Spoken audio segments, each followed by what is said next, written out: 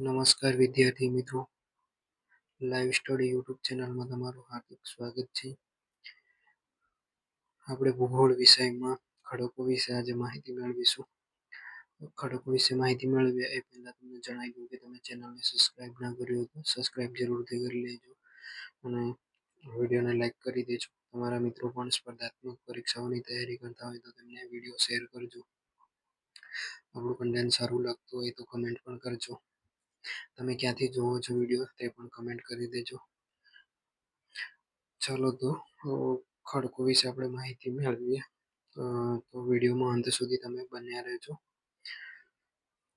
ખડકો એટલે ભૂસપાટી ઉપર ઘન અને પ્રવાહી પદાર્થના વિશાળ આવરણ આવેલા છે. એટલે કે જે ભૂસપાટી છે, ભૂસપાટી જે ઉપરનું મૃદાવરણ તે તેના ઉપર ઘન અને પ્રવાહી પદાર્થના અન્ય વિશાળ આવરણો આવેલા છે. પૃથ્વીના ઉપરનો પોપડો ઘન પદાર્થનો બનેલો છે. જે પૃથ્વીનો ઉપરનો જે પોપડો છે એ ઘન પદાર્થનો બનેલો છે. આ ઘન પદાર્થોનું આવરણ એટલે મૃદાવરણ કહેવાય છે. જે ઘન પદાર્થનો જે પોપડો છે એને મૃદાવરણ તરીકે ઓળખીએ છે.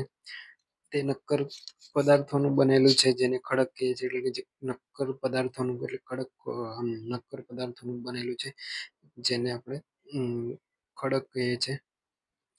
આ જ કારણે ઉપરના પોપડાને મૃદાવરણ કે ખડકાવરણ પણ કહે છે.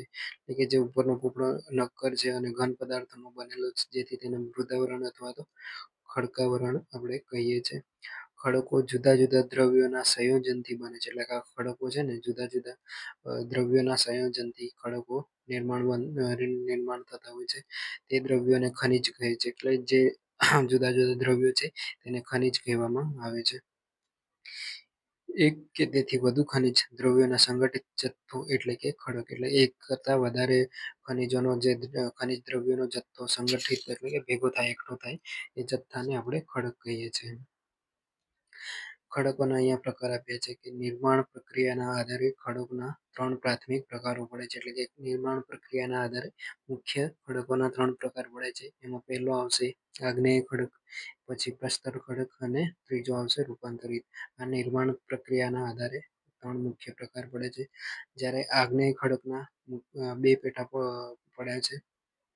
આગ્નેય ખડકમાં એક આવશે આંતરિક આગ્નેય ખડક અને બીજો આવશે બાહ્ય આગ્નેય ખડક. આંતરિક આગ્નેય ખડકમાં પણ બીજા 2 પ્રકાર પડે છે. અંતસ્થ એટલે કે પાતળીય આગ્નેય ખડક અને મધ્યસ્થ ખડક. એટલે કે આગ્નેય ખડકનો આંતરિક આગ્નેય એના આમ પણ 2 પડે છે. અંતસ્થ આગ્નેય ખડક એટલે કે પાતળી આવશે અને મધ્યસ્થ. જ્યારે બાહ્ય આગ્નેય ખડક એનો જ્વાળામુખી આવશે બાહ્ય આગ્નેય ખડકનો. પછી પ્રસ્તર ખડક. પ્રસ્તર ખડકના પણ 3 પ્રકાર પડે છે. એક આવશે ખડક પદાર્થ નિર્મિત, બીજો આવશે રાસાયણિક પદાર્થ નિર્મિત અને ત્રીજો આવે છે સેન્દ્રિય પદાર્થ નિર્મિત. ખડક પદાર્થ નિર્મિત માટીના આવશે, રેતીના આવશે અને કોંગ્લોમેરેટના આવશે. જ્યારે રાસાયણિક પદાર્થના કોઈ નહીં આવતા. સેન્દ્રિય પદાર્થના 2 પેટા પડે છે, ચુનાળુ ખડક પદાર્થ અને કાર્બનયુક્ત ખડક પદાર્થ. અને પછી આ ત્રીજો છે રૂપાંતરિત ખડક. એમાં એક રૂપાંતરિત ખડકમાં બીજો કોઈ પ્રકાર પડતો નથી. એટલે આ રીતના છે ખડકોના પ્રકારો. આગ્નેય ખડક, પ્રસ્તર ખડક અને રૂપાંતરિત. આ 3 ખડકો નિર્માણ પ્રક્રિયાના આધારે છે. જ્યારે આગ્નેય ખડકમાં 2 પડે છે, આંતરિક આગ્નેય અને બાહ્ય આગ્નેય. આંતરિક આગ્નેય ખડકમાં અંતસ્થ અને મધ્યસ્થ આ 2 ખડકો આવે છે. જ્યારે બાહ્ય આગ્નેય ખડકમાં જ્વાળામુખી. એના પછી પ્રસ્તર ખડક છે જેમાં ખડક પદાર્થ નિર્મિત, રાસાયણિક પદાર્થ નિર્મિત અને સેન્દ્રિય પદાર્થ નિર્મિત આમ 3 પ્રકાર પડે છે. જ્યારે ખડક પદાર્થ નિર્મિતમાં માટીના ખડક આવે છે, રેતીના આવે છે અને કોંગ્લોમરેટના આવે છે. જ્યારે એમાં સેન્દ્રિય પદાર્થ નિર્મિત દ્વારા ચુનાળુ ખડક આવશે અને કાર્બનયુક્ત ખડક આવશે. ચાલો, આ હતા આપણે નિર્માણ પ્રક્રિયાના આધારે ખડકોના મુખ્ય 3 પ્રકારો છે એના પેટા પ્રકારો જોઈ ગયા. આગળ વધીએ. આગ્નેય ખડક. આગ્નેય ખડકની વાત કરીએ તો આગ્નેય શબ્દનો અર્થ અગ્નિથી બનેલા એમ થાય છે. આગ્નેય ખડક એટલે કે સ્પષ્ટ છે કે અગ્નિથી બનેલા એમ એનો અર્થ થાય છે. તેથી તેને આગ્નેય ખડકો કહે છે. પૃથ્વીના પેટાળ ગરમ હોવાથી લાલચોળ તત્વ મેઘમાં વિવિધ રૂપે ઠરવાથી બનતા ખડકોને આગ્નેય ખડકો તરીકે ઓળખવામાં આવે છે. એટલે જે આપણે પૃથ્વીની અંદર રહેલું લાલચોળ જે મેઘમાં છે એ એના વિવિધ રૂપે અલગ અલગ રૂપે એ ઠરે છે. પૃથ્વીની બહાર આવે કાં તો પૃથ્વીની અંદર પણ જે ઉપરનો ભૂપોકળો છે ભૂસપાટી મૃદાવરણ એની અંદર ઠરે છે. તો તેનાથી આ જે ખડકો બને છે તેને આગ્નેય ખડકો કહે છે. આ ખડકોની ઉત્પત્તિ થઈ સૌપ્રથમ હોવાની તેમને પ્રાથમિક ખડકો પણ કહે છે. એટલે કે આ ખડકો જે આગ્નેય ખડકો છે એમની સૌપ્રથમ ઉત્પત્તિ થઈ એટલે સૌથી પ્રથમ આ આગ્નેય ખડકો આવ્યા હતા. તો તેને પ્રાથમિક ખડકો પણ કહે છે. આ પોઈન્ટ યાદ રાખજો કે પ્રાથમિક ખડકો કોને કહે છે તો આગ્નેય ખડકો આવશે. આગ્નેય ખડકોના મુખ્ય બે પ્રકાર પાડવામાં આવે છે. આગ્નેય ખડકના મુખ્ય બે પ્રકાર પાડવામાં આવે છે. એમાં પહેલો પ્રકાર છે આંતરિક આગ્નેય ખડક અને બીજો છે બાહ્ય આગ્નેય ખડક. આ આંતરિક આગ્નેય ખડકના પણ બે પેટા પડે છે. પેટા પ્રકાર અંતસ્થ એટલે કે પાતાલીય અને મધ્યસ્થ. આના બે પ્રકાર પડે છે. ચાલો આગળ જોઈએ. હવે અંતસ્થ આગ્નેય ખડક.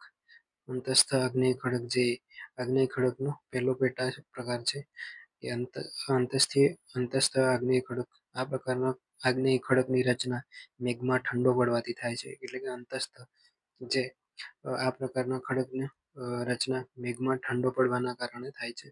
જો આ મેઘમાં પૃથ્વીના પેટાળમાં એટલે કે વધુ ઊંડાઈએ ઠરી જાય તો આ પ્રકારના ખડકો રચાય છે. એટલે કે સૌથી વધુ ઊંડાઈ પર આ જો ખડક મેઘમાં પૃથ્વીના પેટાળમાં ઠરી જાય સૌથી ઊંડાઈ પર તો અંતસ્થ આગ્નેય ખડકની રચના થાય છે.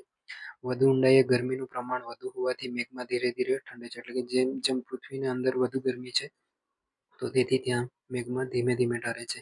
આ કારણે બનતા ખડકો મોટા કદના સ્ફટિક જોવા મળે છે. એટલે કે જે આપણો આ જે ધીમે ધીમે ઠરે છે મેઘમાં એના કારણે જે બનતા ખડકો છે એ મોટા કદના અને સ્ફટિક રીતે જોવા મળે છે.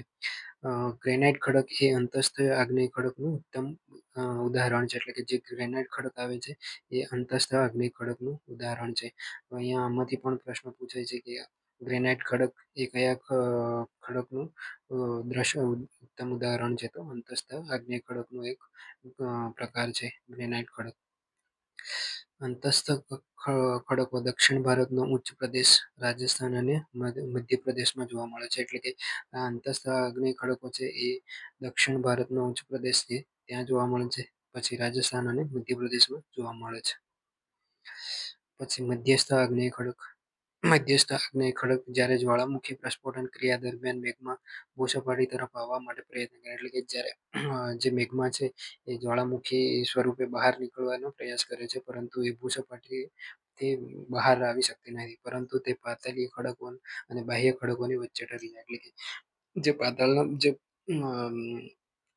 મેઘમાં ચેમ્બર છે એનાથી ઉપર અને બાહ્ય ખડક એટલે કે જે પૃથ્વી ઉપર જે પૃથ્વીનો પોપડો છે એની વચ્ચે ઠરી જાય તો તે સીલ અને ડાઇક લોકોલિથ અને લોકોલિથ જેવા સ્વરૂપોની રચના કરે છે. એટલે કે જે બહાર આવી શકતો નથી પરંતુ અંદર ઠરી જાય છે એ સીલ ડાઇક લોકોલિથ અને લેકોલિથ જેવા સ્વરૂપોની રચના કરે છે. આ ખડકો મધ્ય આગ્નેય ખડકો કહે છે. એટલે કે આ જે ખડકો છે એને મધ્ય આગ્નેય ખડકો કહે છે. પછી આવશે બાહ્ય આગ્નેય ખડક. જ્વાળામુખી ક્રિયા દરમિયાન મેઘમાં ખડક સ્તરો તોડીને બહાર આવે છે. એટલે કે જ્યારે જ્વાળામુખી પ્રસ્ફોટન થાય જ્વાળામુખી ફાટે છે ત્યારે એ સમય દરમિયાન જે મેઘમાં જે પૃથ્વીનો મૃદાવરણ ભાગ છે એને ખડક સ્તરોને ચીરી તોડીને બાકોરું પાડીને બહાર નીકળે છે. તે પૃથ્વીની બહારની હવા સાથે સંપર્કમાં આવવાથી લાવા ઝડપથી ઠંડો પડે છે જેમાં સ્ફટિકો અતિ સૂક્ષ્મ જોવા મળે છે. એટલે કે પૃથ્વીની બહાર જે મેઘમાં આવે છે જે બહારના વાતાવરણની હવાના સંપર્કમાં આવવાથી એકદમ ઝડપી ઠંડો પડી જાય છે અને જેમાં સ્ફટિકો અતિ એટલે કે એકદમ સૂક્ષ્મ જોવા મળે છે. બેસાલ્ટ ખડક તેનું દ્રષ્ટાંત છે. એટલે કે આ ખડકોમાં બેસાલ્ટ ખડક તેનું શ્રેષ્ઠ ઉદાહરણ છે જે દક્ષિણ અને પશ્ચિમ ગુજરાતમાંથી મળી આવે છે. એટલે બેસાલ્ટના ખડકો પશ્ચિમ અને દક્ષિણ ગુજરાતમાંથી મળી આવે છે. પ્રસ્તર ખડક બીજો પ્રકાર છે કે ખડક નિર્માતા પ્રસ્તર ખડક. એટલે આ ખડકનું કેવી રીતે નિર્માણ થાય છે તો જોઈએ. અપક્ષરણ એટલે વિદારણ અને ઘસારણ બળોના પરિણામે આગ્નેય ખડકો તૂટે છે. એટલે સૌપ્રથમ પ્રાથમિક ખડકો આગ્નેય ખડકો આવશે અને એ ખડકોમાં ઘસારણ અને અપક્ષરણના કારણે અમુક બળોના કારણે જે આગ્નેય ખડકો છે એ તૂટે છે.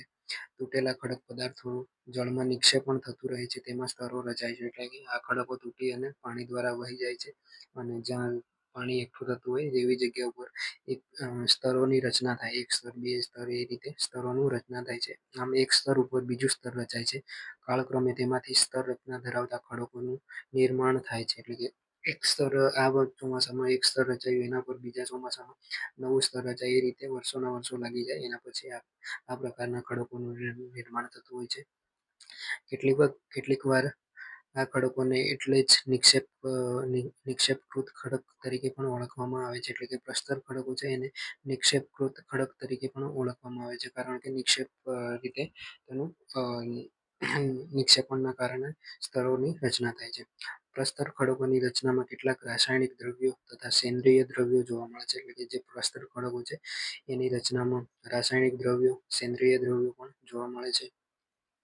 આ પદાર્થોના પ્રમાણે પ્રસ્તર ખડકોના પેટા વિભાગ પડે છે. એટલે પ્રસ્તર ખડકોના અલગ અલગ પેટા વિભાગ પડે છે, જેમાં પહેલો આવશે ખડક પદાર્થ નિર્મિત, બીજો છે રાસાયણિક પદાર્થ નિર્મિત અને ત્રીજો છે સેન્દ્રિય પદાર્થ નિર્મિત.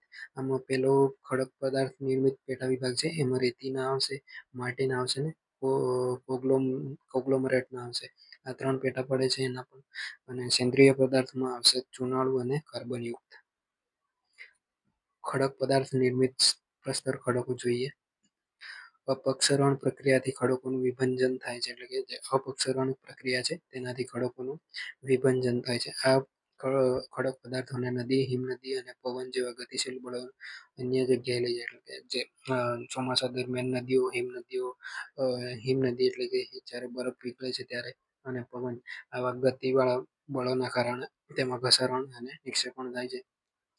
આ બળોનો વેગ ઘટતા સ્થળાંતરિત પદાર્થો જુદા જુદા સ્થળે પથરાઈ જાય. એટલે અલગ અલગ સ્થળે પથરાઈ જાય છે, ત્યાંથી ઘસીને આવે. સમય જતા ખડક પદાર્થના સ્તરો રચાય છે. એટલે કે અમુક વર્ષો પછી ખડકના સ્તરો રચાય છે, તેને ખડક પદાર્થ નિર્મિત પ્રસ્તર ખડકો કહે છે. એટલે કે આ રીતે જે ખડકનું નિર્માણ થાય છે તેને ખડક પદાર્થ નિર્મિત પ્રસ્તર ખડકો કહે છે. જેમાં રેતી ખડક, માટી ખડક અને કોગ્લોમરેટ ખડક તેના શ્રેષ્ઠ દ્રષ્ટાંત છે. રાસાયણિક પદાર્થ નિર્મિત પ્રસ્તર ખડક. આ ખડકોમાં રહેલો રાસાયણિક પદાર્થ વહેતા જળમાં દ્રાવણ સ્વરૂપે ઓગળી જાય છે. એટલે કે જે ખડકો રાસાયણિક પદાર્થ નિર્મિત પ્રસ્તર ખડકો છે તેમાં ખડકો જે પ્રાથમિક ખડકો હતા તેમાંથી રહેલો જે રાસાયણિક પદાર્થ છે એ પાણીમાં દ્રાવણ સ્વરૂપે ઓગળી જાય છે. પાણીનો વેગ ઘટતા દ્રાવણ સ્વરૂપે ઓગળેલા રાસાયણિક પદાર્થો નિક્ષેપણ દ્વારા જે ખડકોનું નિર્માણ થાય છે તેને રાસાયણિક પદાર્થ નિર્મિત પ્રસ્તર ખડકો કહે છે. એટલે કે જે રાસાયણિક જળમાં રાસાયણિક દ્રાવણ સ્વરૂપે જે ખડકોનું પદાર્થ વહી જાય છે અને જ્યારે પાણી ઓછું થતા તે નિક્ષેપણ દ્વારા ખડકોનું નિર્માણ થાય છે, અને જે નિર્માણ થાય છે તેને રાસાયણિક પદાર્થ નિર્મિત પ્રસ્તર ખડકો કહે છે. તેનું શ્રેષ્ઠ ઉદાહરણ છે ચિરોડી અને મીઠાના ખડકો. જે ચિરોડી છે અને મીઠાના ખડક છે એ રાસાયણિક પદાર્થ નિર્મિત પ્રસ્તર ખડકોનું શ્રેષ્ઠ ઉદાહરણો છે. હવે આવે છે સેન્દ્રિય પદાર્થ નિર્મિત પ્રસ્તર ખડકો. જીવાવશેષો કે વનસ્પતિના અવશેષો કાળક્રમે જમા થવાથી ખડકોનું સ્વરૂપ ધારણ કરે છે. સેન્દ્રિય પદાર્થ નિર્મિત પ્રસ્તર ખડકો એટલે કે જે જીવા અવશેષો છે અથવા તો વનસ્પતિના જે અવશેષો છે એ કાળક્રમે જમા થવાથી ખડકોનું સ્વરૂપ ધારણ કરે છે. ચૂના અને કાર્બનના પ્રમાણમાં અનુસાર બે પેટા વિભાગ પડે છે. એટલે ચૂના અને કાર્બનના બે અલગ અલગ પેટા ભાગ પડે છે. ચૂનાયુક્ત ખડકો તૂટવાથી જે નદીઓ દ્વારા આવા ચુનાળુ પદાર્થો દ્રાવ્ય સ્વરૂપે સમુદ્રમાં ઠલવાય છે. આ ચુનાળુ દ્રવ્યો ઉપયોગમાં પરવાળા જેવા સૂક્ષ્મ જીવો પોતાના ખોરાકમાં લે છે.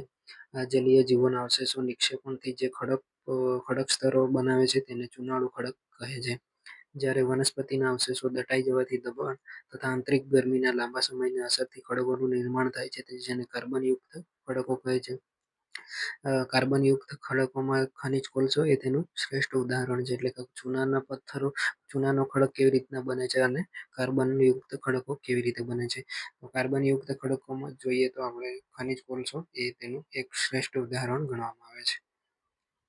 પછી આવે છે રૂપાંતરિત ખડકો. આગ્નેય અને પ્રસ્તર ખડકોના મૂળ બંધારણો અને તેના સ્વરૂપમાં પરિવર્તન થઈ રચાતા નવા નિર્મિત ખડકોને રૂપાંતરિત ખડકો કહે છે. એટલે કે જે આગ્નેય ખડકો છે અને પ્રસ્તર ખડકો છે એ ખડકોના એમનું મૂળ બંધારણ છે એનામાં પરિવર્તન થઈ અને જે નવો ખડક નિર્માણ થાય છે તેને રૂપાંતરિત ખડક કહે છે. ખડકોનું સ્વરૂપ બે રીતે બદલાય છે. એટલે કે જે આ ખડકો છે એનું સ્વરૂપ બે રીતે બદલાય છે. એક તો ભૌતિક રૂપાંતરણ અને બીજું છે રાસાયણિક રૂપાંતર. મૂળ ખડકોના આકાર અને ખનિજ દ્રવ્યોના સ્વરૂપ બદલાઈ આ ખડકોમાં નવા સ્ફટિકમયનું નિર્માણ થાય છે. મિત્રો, આ ભૌતિક રૂપાંતરણ એટલે જે આપણે ભૌતિક રૂપાંતર અને રાસાયણિક રૂપાંતર. ભૌતિક એટલે કે જે પરિબળો લાગે છે, ઘસારણ અને બાહ્ય બળો લાગે છે. અને રાસાયણિકમાં જે ગરમી છે, પછી ઠંડી, ગરમી, ઠંડી, ચોમાસું, વરસાદ, આ એમના રાસાયણિક રૂપાંતરમાં આવશે. પ્રવાહી મેગ્માના સ્પર્શથી તેની આસપાસના સ્થાનિક ખડકોમાં પરિવર્તન થઈ આવા ખડકોનું રૂપાંતર થાય છે. તેને સ્પર્શિત રૂપાંતર કહે છે. એટલે કે જે પ્રવાહી મેગ્માના સ્પર્શથી તેની આસપાસના સ્થાનિક ખડકોમાં પરિવર્તન થઈ આવા ખડકોનું રૂપાંતર થાય છે તેને સ્પર્શિત રૂપાંતર કહે છે. જ્યારે તાપમાન અને દબાણના પરિણામે ખૂબ જ વ્યાપક વિસ્તારોમાં ખડકોનું પોતાનું બંધારણ સ્વરૂપ બદલી નાખે છે. એટલે કે તાપમાન પછી દબાણ છે એના પરિણામે જે વિસ્તારના ખડકો છે તેનું બંધારણ, તેનું સ્વરૂપ બદલાઈ જાય છે. તેના કારણે તે પ્રાદેશિક રૂપાંતર કહે છે. આરસ પહાણ અને ક્વાર્ટરઝાઇટ તેના દ્રષ્ટાંત છે, ઉદાહરણ છે. એટલે કે જે આ રૂપાંતરિત ખડક છે એના ઉદાહરણમાં આવશે આરસ પહાણ અને ક્વાર્ટરઝાઇટ. આ તેના શ્રેષ્ઠ ઉદાહરણો છે રૂપાંતરિત ખડકોના. ચલો તો મિત્રો, અહીંયા સુધી આપણે ખડકો વિશે માહિતી મેળવી. તો ખડકોની માહિતી અહીંયા સમાપ્ત થાય છે. અહીંયા સુધી તમે બની રહ્યા તે બદલ તમારો ખૂબ ખૂબ આભાર. આપણે જોઈ ગયા ખડકો, બંધારણ, ખડકોના પ્રકાર, ખડકો કયા કયા ખડકો આવે છે. તો તમને આપણી માહિતી સારી લાગી હોય તો ચેનલને સબસ્ક્રાઇબ ના કરી સબસ્ક્રાઇબ કરી લેજો. તમારા મિત્રોને શેર કરજો વિડીયો. ચાલો તો મળીએ છીએ નેક્સ્ટ નવા કોઈ ટોપિક સાથે. જય હિન્દ, જય ભારત.